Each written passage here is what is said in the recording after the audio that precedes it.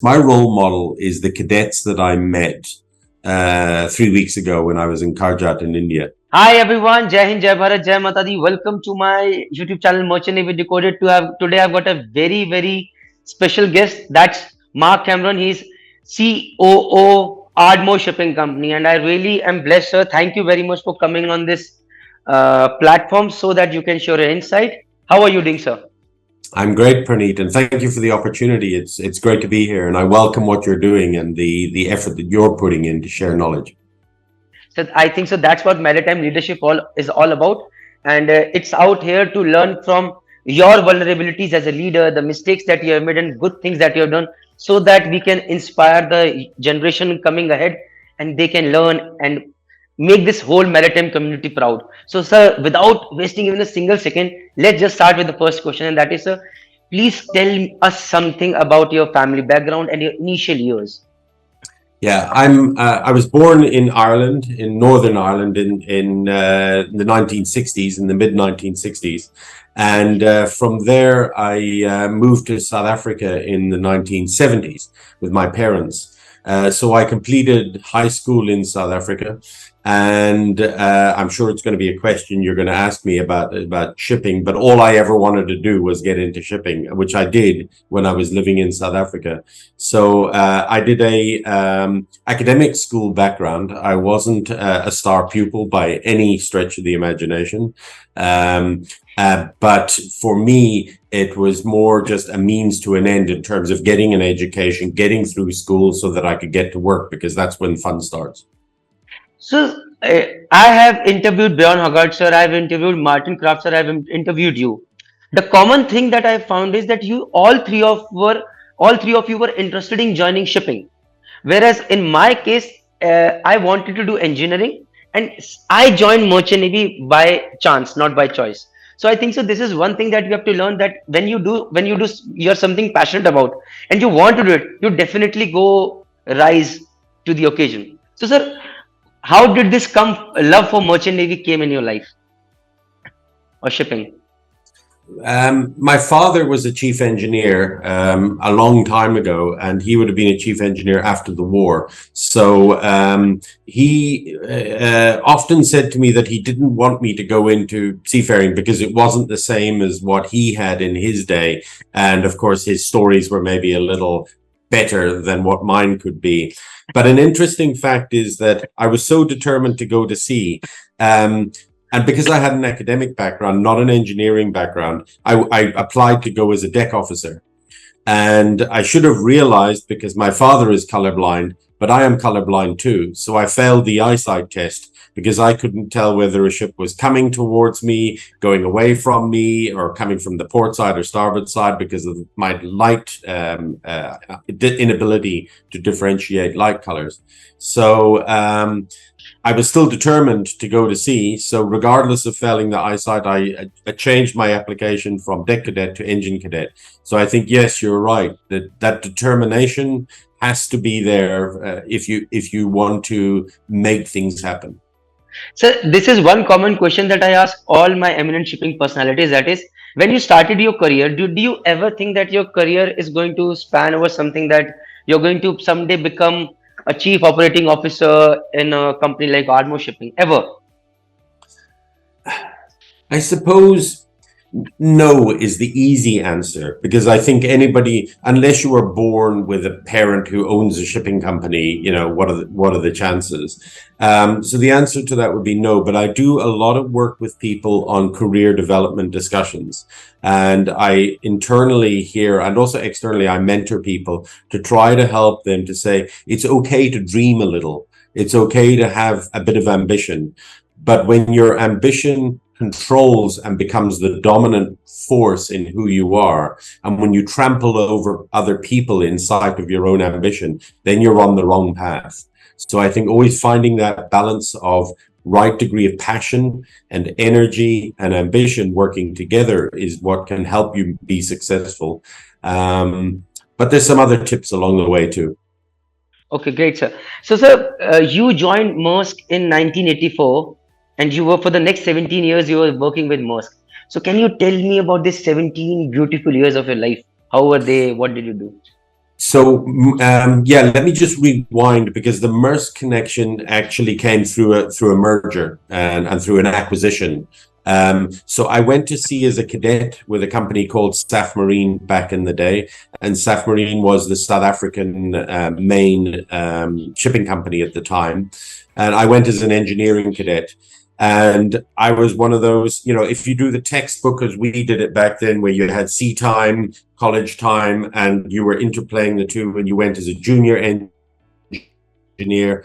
So from the day I walked up the gangway till the day I held my chief's ticket was 10 years, from gangway to chief engineer. And Okay. that led me to sail as chief, and then come ashore at a time where you were promoted ashore. You were invited to come ashore. And that's what I did. I came ashore as a technical superintendent, which was quite daunting as a young chief engineer. You're still in your 20s. You don't know anything by comparison to the old experienced chief engineers and captains that you've got remaining out there in the fleet. So that was a huge challenge, to come ashore at a young age and win the trust of the older guys. So, sir, at what age did you become a technical superintendent? I would have been 28. So I was 17 when I went to sea, and I was 11 years at sea, and then I was 28 by superintendent. Wow, you started really very early your career at sea. Sure, sir.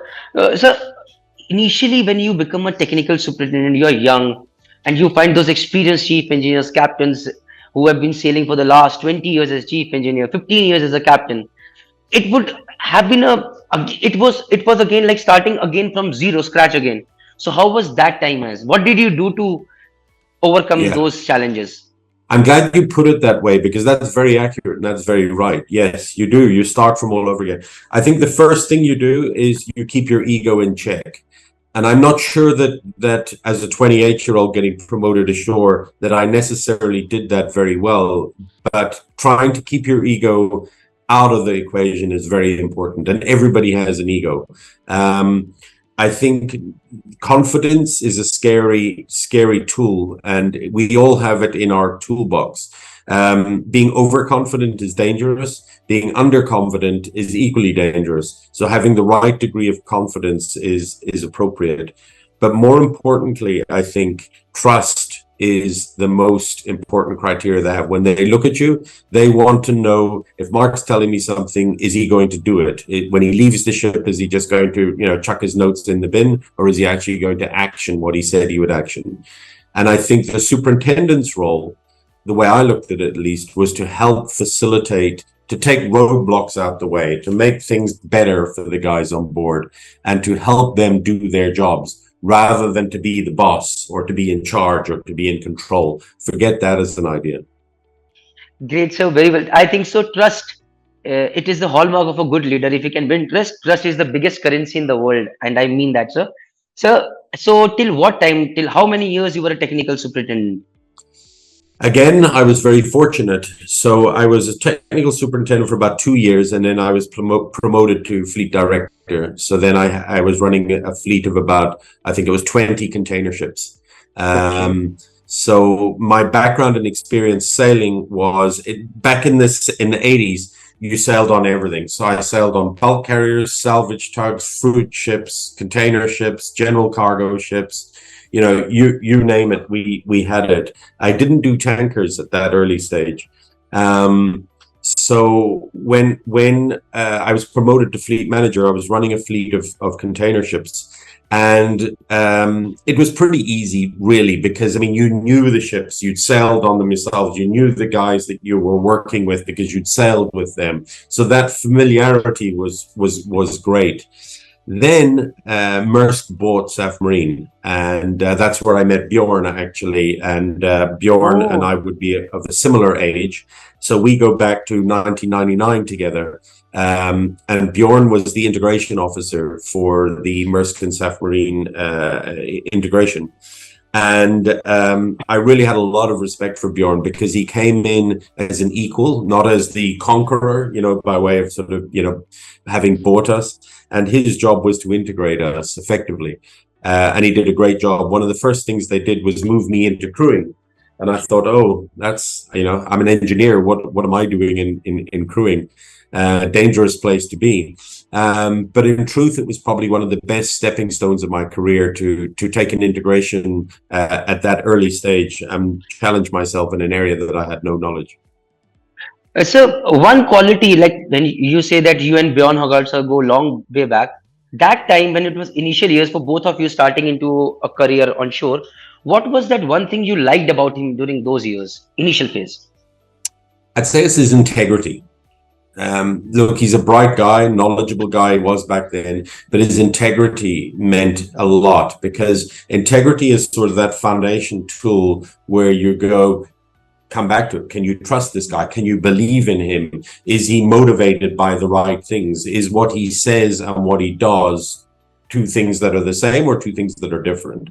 And I think Bjorn's integrity as a young leader came through, and that was certainly then enhanced by his level of knowledge and expertise and things, but he was not fully experienced in his late 20s like I was. You don't have all that 20 years of knowledge gone before you. So he was, we had some very similar traits, personality traits, I think. Okay.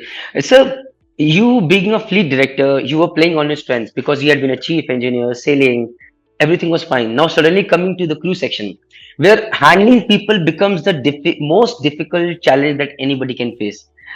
So from manuals to life lessons, how was this transition? Yeah, you sound like someone who understands this very well because the questions you ask are spot on. It was hard. It was hard because you're right. Life lessons. You had to change people's currency for a start. We had to move them out of a US dollar base into a sterling, into a British pound. I had to move them out of a Cape Town crewing center where they knew everybody that they would walk into the office and have familiarization with, to an Isle of Man offshore structure where they knew no one. I had to shut down the pension fund and put them into a new pension arrangement. So a lot of stuff that was very foreign to me, I had to negotiate with the ITF, who, all I'd ever figured of the ITF was that they were this big bad organization who were just out there to fight the whole time. But actually, I was completely surprised and pleasantly surprised because they were quite helpful about it, and they were there to assist in a way I didn't expect them to be. So the challenges with crewing at that stage was not just the integration, it was telling the story and trying to tell people why this is a good thing. And respecting that the older guys who were closer to retirement had a different perspective on what I was trying to do to the younger guys who were coming up, who still have 20, 30 years ahead of them in their career. So you had to balance both sides and listen to both sides. But you need friends and you need allies. And in crewing, you need people to be your ambassadors, to go out and help you sell the story and build the credibility. And you need to answer questions honestly. And when it comes to people's perceptions, that's their reality. So you have to accept that a perception isn't a black and white, right or wrong, or a binary answer. It's a question of their perception and what's given them that perception. And I think one of the biggest skills you can learn is about influencing people.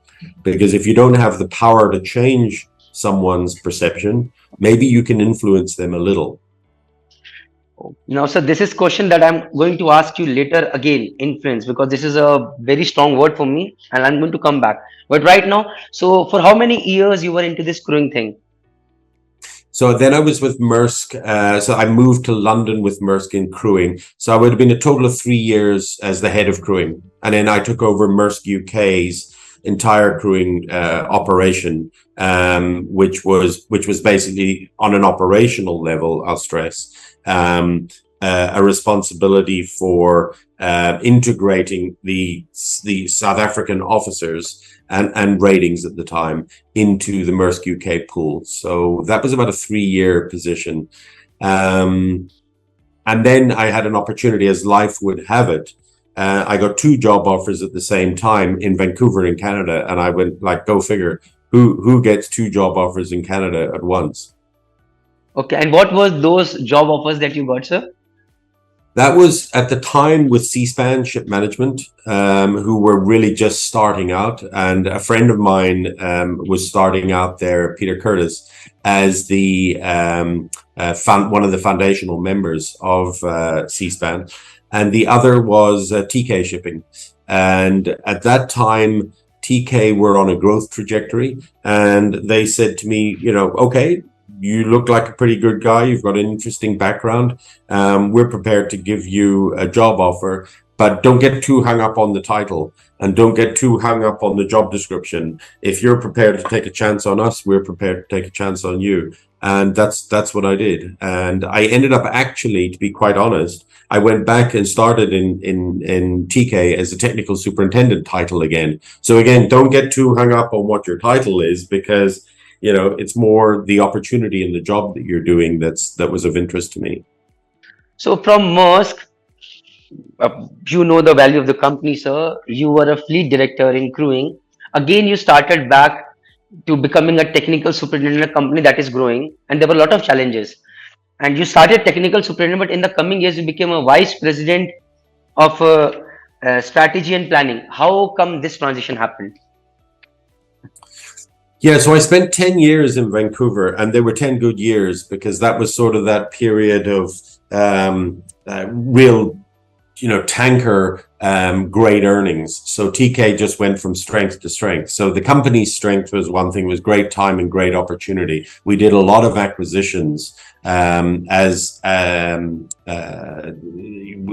we bought everything from Bona Shipping right the way through to Petriol and Tapias, the gas department. So we moved TK from being a pure sort of Indo-Pacific sector tanker player in the Aframax market into shuttle tankers, gas tankers. We had a tug operation in Australia. God. So I took positions there that were very varied. I was head of procurement.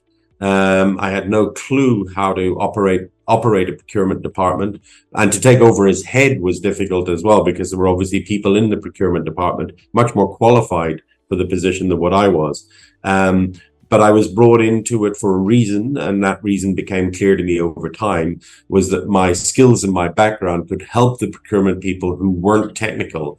They used to bring something to the superintendents, and these superintendents used to bat them away and say, not now, or later, or here, just use this paint manufacturer that is my buddy. I want you to use that. And the procurement guys would be trying to say, but we have a contract, we have a structure. So there was no connectivity between technical preferences and in contract management, and a real understanding of what lay in the middle of the two. So again, my approach was to remove barriers and just support the guys and go, okay, let me bring something different to the table that supports them. And I won their trust again that way.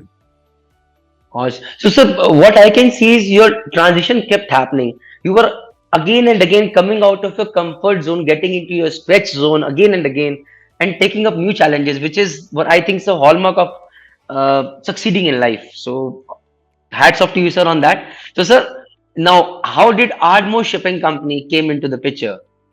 Yeah, another crazy story.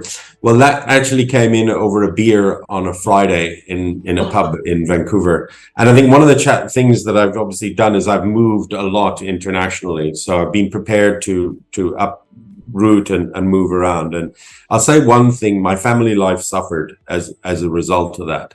And I think, it's hard to keep a marriage together, and I didn't.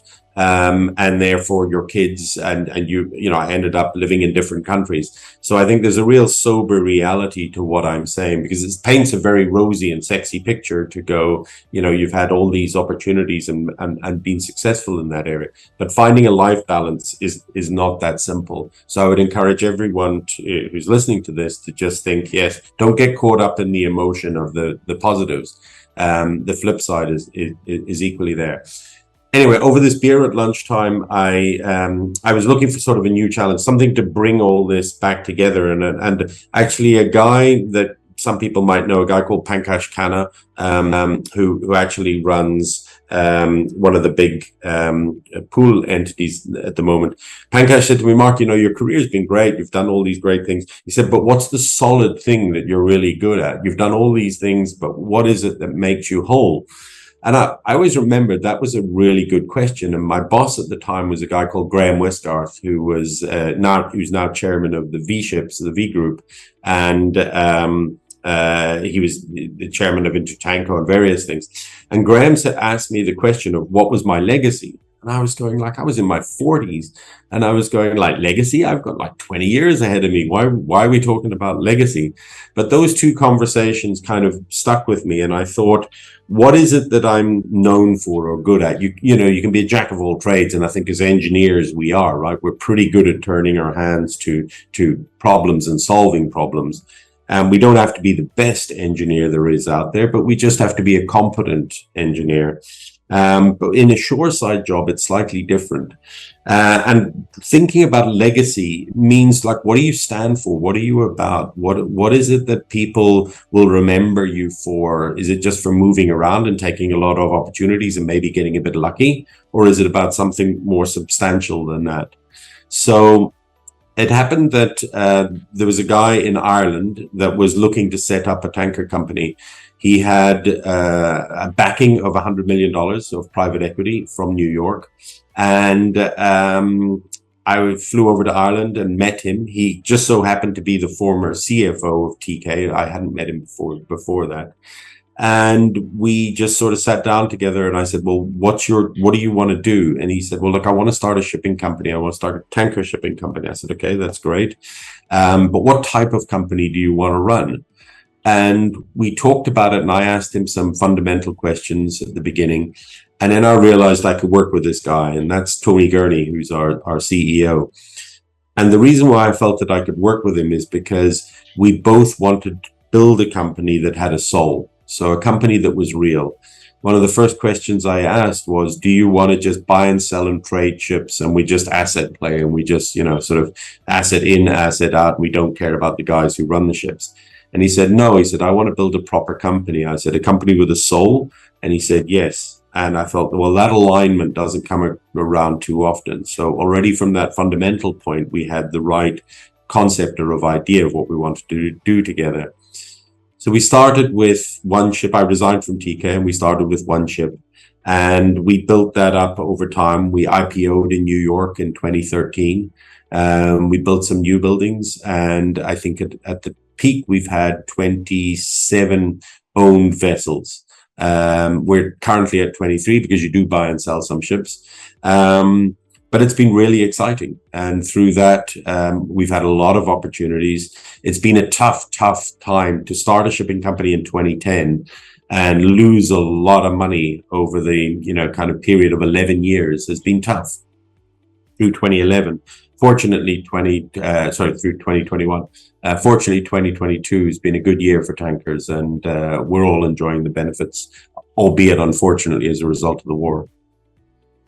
Okay, so that has been an exceptional journey. So I have a lot of questions to ask, but I'll start with some straightforward questions. And my first question to you is, you have to be, sir, pretty fast on this. Just whatever clicks in your mind, just say that. So my first question to you is, sir, what traits do you feel that a leader needs to have?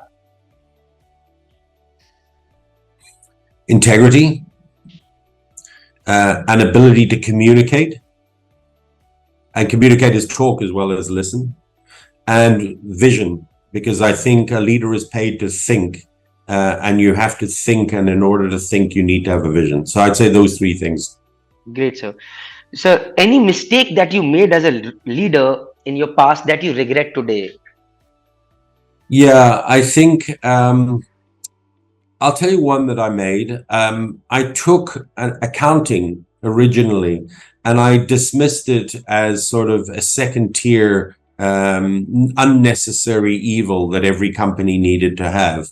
And somebody once corrected me in my approach or around accounting functions, and just put me in my proper place to understand that my hierarchy within the organization, just because it's a shipping company and you have a shipping background, doesn't make you any more special than an accountant.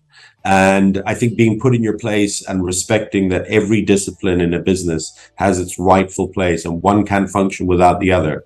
I think that was a real life lesson. Great, sir. Even that's a lesson for me as well. So, any good books that you can recommend me or any one of us who wants to become a future maritime leader? I'll give you two, and you probably want more, but I'll give you two. The one is the 13 Habits, and 13 Habits of a High Trust Leader. And it's a book that I found I go back to time and time again. Because we all have to build trust, and sometimes you deplete that trust, and sometimes when you take a step back, you realize, how do I come back and rebuild from a position of a loss of trust? And vice versa, right? You can lose trust in someone else. You got to realize how you're going to go about rebuilding that. So the 13 Habits of Trust is very, very important. And the second one I would say is a book called When Cultures Collide. And I think in seafaring, we have to do more to understand not just people from different countries, different backgrounds, different religions, but different gender now as well. So When Cultures Collide just broadens your thinking into how we all get on as humans. Thank you very much, sir. Point well taken. They'll be soon be a part of my library, as you can see back, and I'm definitely trying to become an avid reader, which definitely I'm not right now. So, sir, but my next question is, one habit that changed your life. I know habits, a lot is required, but still one habit. Yeah, I would say self-discipline, learning self-discipline. And through that means, if you put a time schedule down, you put a time schedule down and you stick to it. So self-discipline around commitments. You say you're going to do something, do it. So for me, right now, I'm reading a book called 5 a.m. Club by Robin Sharma. I am struggling getting up early in the morning. And each day I sleep, I promise myself morning 5 a.m. I have to get up. Even today I promised myself when I got up at 6:40. And this self-discipline out here is lacking in me very, very badly. Anything that maybe even a scolding from your end would, if it can help me, I would say it would make some sense. You may not be naturally at your best in the morning. Recognize, like, I love early in the mornings. Like, I don't mind getting up at 5. I'm usually up at 5, but I'm good in the mornings. I'm not good in the evenings. If you're good in the evenings, read in the evening and sleep until 6:40, and find that if that's what works for you and that works well, and your rhythm is right, go with the rhythm. Don't fight nature. So today distractions are everywhere, and what I've seen is that if you get up early in the morning, you hardly have any distractions to look forward to, because after 9 a.m. it is not who you are not working. It's a mobile who's working all the time. Okay, you have to do this, we have to do this.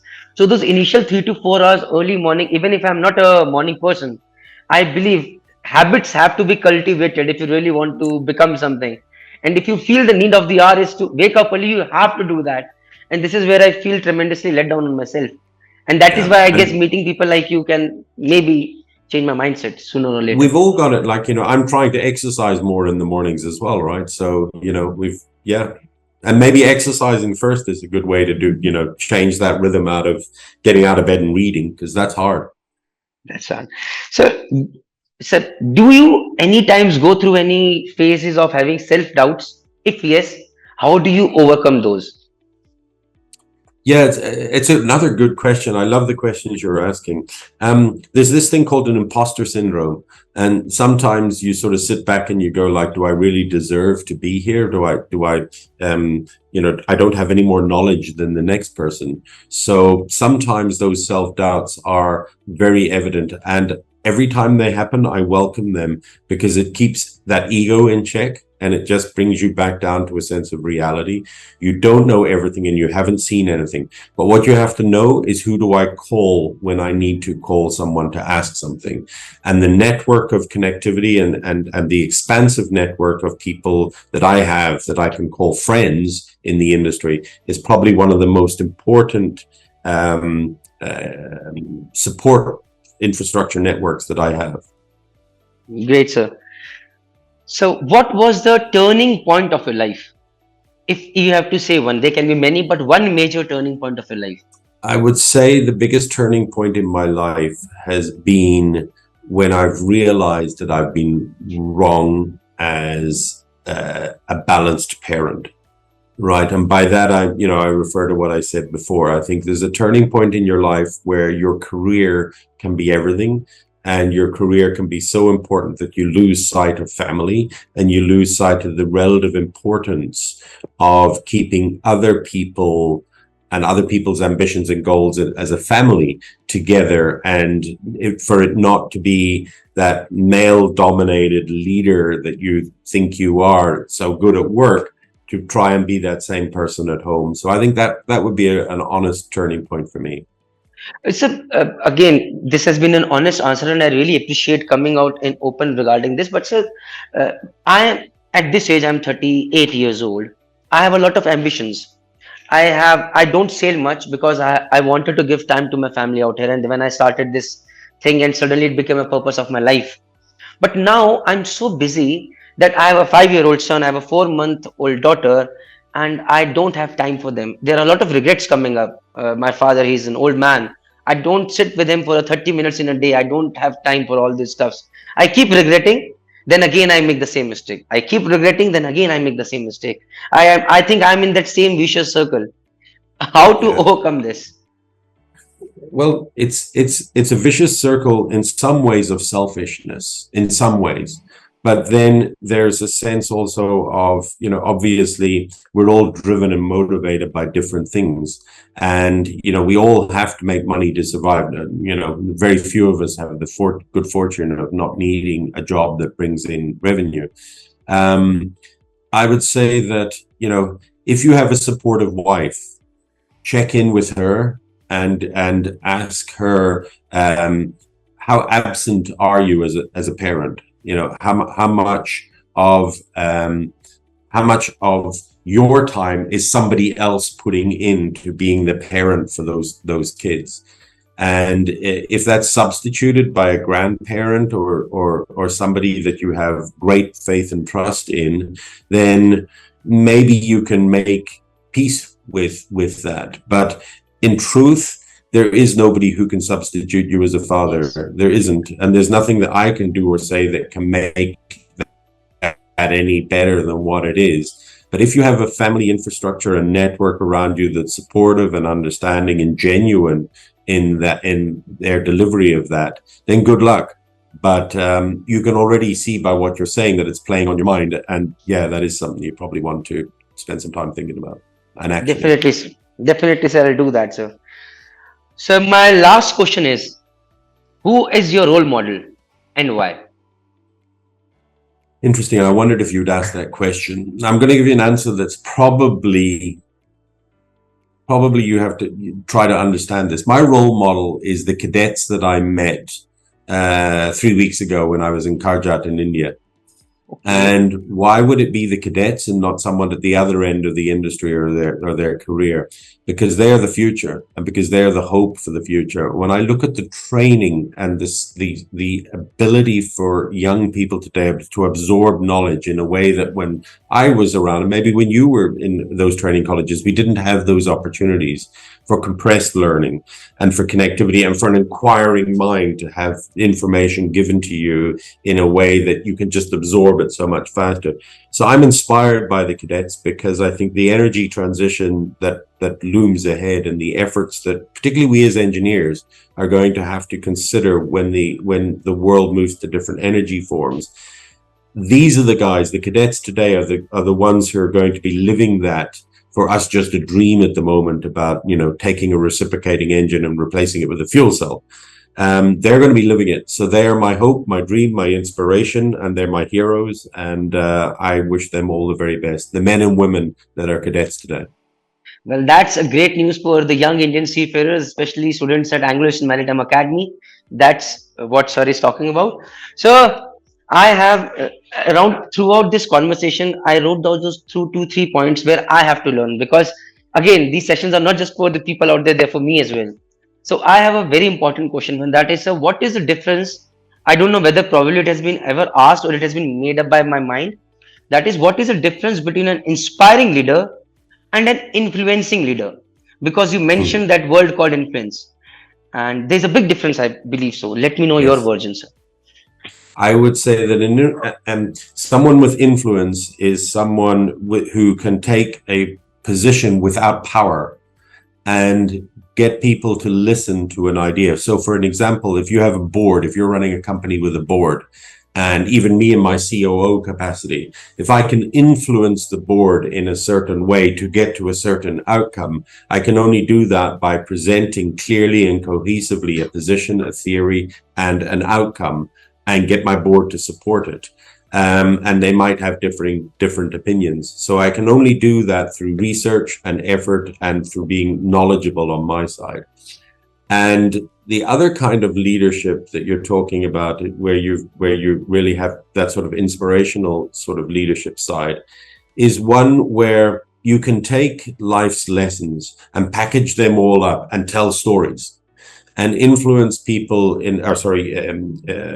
take people on a journey of inspiration that lets them become sort of really interested in what it is that you have to say. And remember, in an audience, not everyone is going to be inspired, but like you're doing here, you're only looking for those one or two people that you can truly inspire and make their lives or their life journey take a different path, or take an opportunity, or take a chance that they otherwise might not have taken. Thank you, sir. Thank you very much. It has quite been a moment of truth for me as well, and I've learned my life lessons as well. And thanks for being honest. And this candid conversation has turned out to be a really great one. Thank you very much for giving me your time and your blessings. And I hope this video definitely inspires not just one, not two, but at least tens of people out there, not just in You're India, very but kind. across the world. Thank you And for your. thank you for what you're doing. I think it's really important. And thank you for reaching out and connecting. Thank you, sir.